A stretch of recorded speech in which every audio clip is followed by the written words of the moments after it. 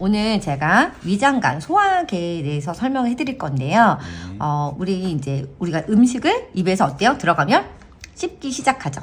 음식을 입에서 씹기 시작하면은 위에서는 소화시킬 준비를 해요. 근데 내가 땅에 떨어진 걸 먹어도 어때요? 죽지 않죠. 그래서 우리 몸은요, 내가 뭘 주워 먹고 다니는지 믿지 않기 때문에 첫 번째 위에서는요, 위산으로 살균을 해줘요. pH2의 강산이 나오고요. 이 pH2의 강산은요, 그 염산테러 사건 아시죠? 여기 있는 위산이 그 정도의 강산이에요. 그래서 여기 있는 산을 꺼내서 얼굴에 던지면 얼굴이 다 타들어가요. 그런데 요 위벽은 녹질 않잖아요. 그 이유는 두 번째로 뮤신이라는 물질이 나와서 위산이 나오면 여기 위에 있는 관략근에서 꽉 닫은 다음에 여기서 뮤신이 이렇게 도포가 돼요. 위벽을 보호해주면서 위산이 쏟아지는 거예요. 보통 맥주 500cc 이상의 위산이 콸콸콸 쏟아져서 살균을 한다고 얘기를 해요. 근데 이제 뮤신이 잘 보호를 해주는데 이 뮤신은요, ABC 단백질로 만들어져요. 점막이거든요. 그래서 점막의 영양소로 얘네가 잘 만들어져요. 그리고 이렇게 살균이 잘 되면 이 신호를 받고요, 단백질 소화가 일어나요. 단백질 소화 효소가 활성화되면서 제대로 된 단백질 소화가 위에서 일어나게 된다. 이게 이제 첫 번째 위에서 일어나는 소화라고 보시면 돼요. 그런데 이제 가끔씩 역류성 식도염 있으신 분들이 있거든요. 위산이 여기서 관략근이 쫙 조여주질 못하니까 위산이 일로 역류를 해버려서 이쪽에 염증이 생기게 돼요. 역류성 식도염은요, 염증이 오래돼서 암도 갈 수 있기 때문에 굉장히 위험한 질환 중에 하나예요. 근데 되게 많아요, 우리나라 사람들 중에서. 그 이유가 칼슘 마그네슘이 부족해서 그래요. 칼슘 마그네슘이 왜 부족하냐면, 우리가 인스턴트 많이 먹거나 뭐 고기나 술이나 커피 이런 것들을 먹었었을 때, 밀가루도 마찬가지예요. 이 칼슘 마그네슘이 소모가 되면서 역류성 식도염이 잘 생기게 되는 거거든요. 그래서 물론 내가 그런 나쁜 음식도 피하는 게 좋고요. 이런 역류성 식도염이 잘 생기시는 분들은 영양소를 또 공급해 주시면 도움이 되시겠죠. 가끔 이제 음식 먹고 아니면 빈속에 속 쓰리다고 하셔서 이제 위장약 드시는 분들이 있거든요. 흔히 제산제 또는 위산 분비 억제제를 드시는데요. 제산제는 말 그대로 산을 제거한 거예요. 그러면 위산은요, 아까 살균해주는 애예요. 얘는 이제 나쁜 애도 다 살균해주는 애인데, 이제 우리가 이제 매운 음식 또는 항생제, 뭐 자극적인 그런 식습관 때문에 위벽이 이렇게 얇아지는 거예요. 그럼 위산이 바로 여기 닿게 되죠. 그러면 우리 어때요? 두들겨 맞잖아요. 아프면 몸이 웅크라들잖아요. 위도요, 이렇게 꽉 조여들어요. 그래서 막 답답하고 쓰리고 막 아픈 거예요. 이제 그런 경우에는 얘를 풀어주는 진경제를 쓰기도 하는데, 어쨌든 자, 위산이 나와서 얘네가 아픈 이유는요, 위산이 나쁜 거예요? 뮤신이 나쁜 거예요? 뮤신이 부족해서, 그쵸? 점막이 얇아졌기 때문에 위산이 닿은 거잖아요. 그런데 뮤신의 영양소를 공급해주는 데까지는 시간이 걸리니까 빠르게 그냥 제산제를 써서 산을 제거해버리는 거예요. 그러면 산을 제거하면 살균이 되지 않기 때문에 단백질 소화, 산이 나와야지 이 시도를 갖고 단백질 소화 효소가 활성화되거든요. 단백질 소화도 안 되고요. 그 다음에 살균되지 않은 음식이 장으로 가게 돼서 제산제를 습관적으로 드시는 분들은 나중에 장 건강에도 문제가 돼요. 그래서 위가 안 좋으신 분들이 결국에는 장에도 문제가 생길 수 있다라는 거예요. 그래서 뮤신의 영양소 잘 공급해 주시고, ABC 단백질 잘 드시고, 여기 역류성 식도염 생기지 않도록 칼슘 마그네슘 잘 드셔주시면 사실은 위는 어느 정도 건강할 수 있겠다라는 거고요. 요 위 뒤에는요, 이렇게 숨겨져 있는 췌장이 이렇게 있죠. 이 췌장 같은 경우는 사실 위 비에 숨겨져 있기 때문에 이제 초음파로 봤을 때 때로는 놓치기도 한다라고 얘기를 하는데, 이 췌장이 중요한 거는요, 얘는 두 가지의 일을 해요. 첫 번째는요, 아까 소화를 시키는데, 아까 여기서 단백질 소화 시켰잖아요. 여기에는 탄수화물, 단백질, 지방의 소화가 다 일어나요. 일단 입에서 우리 침에서도 탄수화물 소화가 일부 일어나거든요. 단백질 소화는 여기서 1차적으로 일어나고, 그런데 이 췌장에서 탄수화물, 단백질, 지방 효소가 다 나와서 소화에 도움이 되고요. 두 번째는 인슐린이라는, 들어보셨죠? 혈당을 억제해주는 이런 물질이 나오게 돼요. 자, 우리가 이제 탄수화물, 단백질, 지방을 다 먹었어요. 여기서 탄수화물 1차 소화, 단백질 1차 소화 했는데, 지방은요, 덩어리가 크거든요. 근데 지방 덩어리가 큰 거를 잘라주는 물질이 여기에서 나오게 돼요.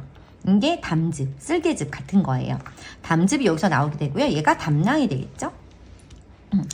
혹시 이제 담남염이라고 생기기도 하고 담석증이라고 생기기도 하는데, 이 담즙은요, 원료는 간에서 콜레스테롤을 원료로 해서 만들어져요.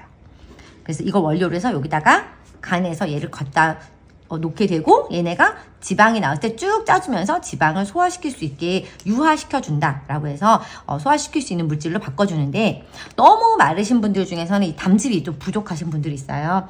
그런 분들은 이제 지방 소화가 잘 안 되기도 하고요. 또 담석증이나 담남염으로 얘를 떠내게 되면은 물론 이제 나중에는 이렇게 주머니처럼 생겨서 여기에 담즙을 약간 저장해 놓긴 하지만 담즙이 제대로 분비가 안 돼서 지방 소화가 또 잘 안 돼서 소화가 되지 않는 물질은 우리 몸에서 흡수가 되지 않기 때문에 다 변으로 설사로 나가게 되는 경우가 발생하게 되죠. 담남염 같은 경우는요, 간에 찌꺼기도 여기다 갖다 버리거든요. 그래서 내가 기름진 음식, 인스턴트 이런 안 좋은 음식을 먹었을 때 여기가 안 좋아지면서 나빠지면서 여기가 썩게 돼요. 왜 쓰레기통에다가 계속해서 누가 와서 똥을 싸고 갔어. 그럼 어때요? 완전히 거기가 어때요? 지저분해지겠죠? 마찬가지예요. 여기다 계속 찌꺼기를 갖다 버리게 되면 얘네도 굉장히 더러워지면서 염증이 생기게 돼요. 그래서 얘네를 떼내게 되는 거죠. 그래서 사실은 좋은 음식을 잘 먹어서 잘 배설시켜주는 게 중요하다라는 거죠. 그러니까 탄수화물, 단백질, 소화 이제 효소가 이렇게 여기 소장에서 일어나죠. 소장에서 일어나고요. 그래서 소화가 되면서 이제 영양소를 여기서 흡수를 하는 거죠. 흡수를 하고요. 그 다음에 대장에서 이제 또 수분을 끌어들여서 이제 대장에서는 배설을 하게 되죠. 이렇게 돼요. 방금 전에 제가 인슐린, 설탕 요거 간단하게만 요건 제가 당뇨 얘기할 때 다음번에 한 번 더 할 건데요.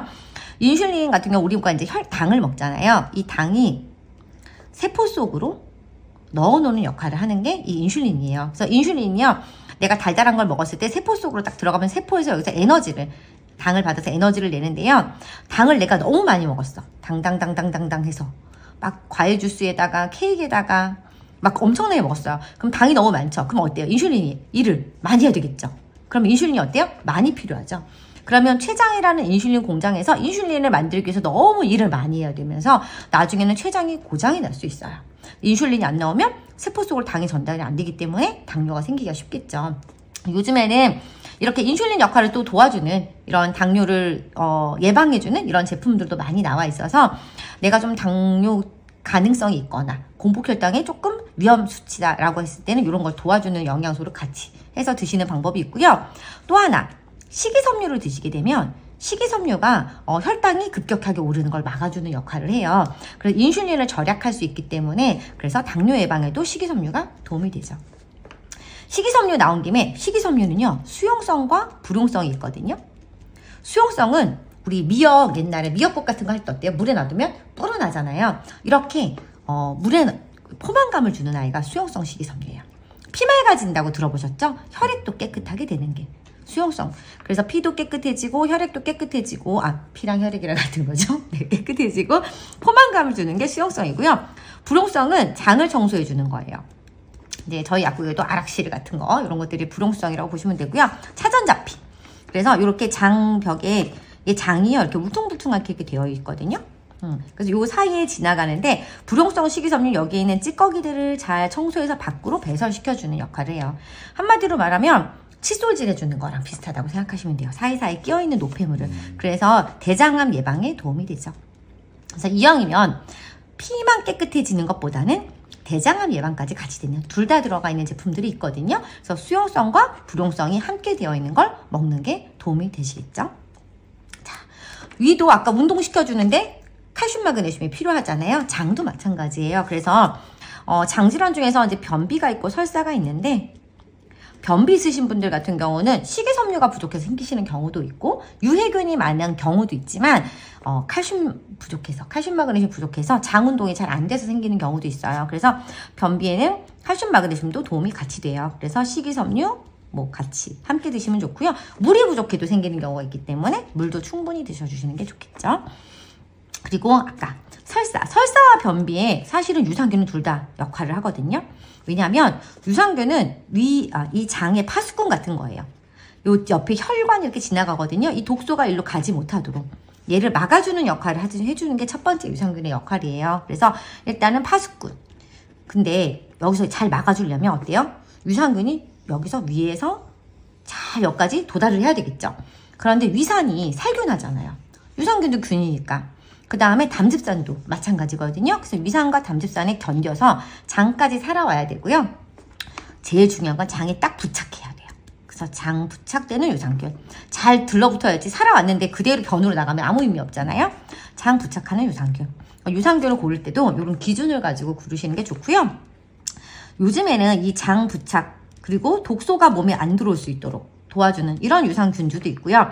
여기에다가 플러스 알파. 요즘에는 이제 유산균이 워낙 발달하다 보니까 NK세포라고 해서 우리 암세포들을 죽이고 다니는 우리 몸에 경찰이 있어요.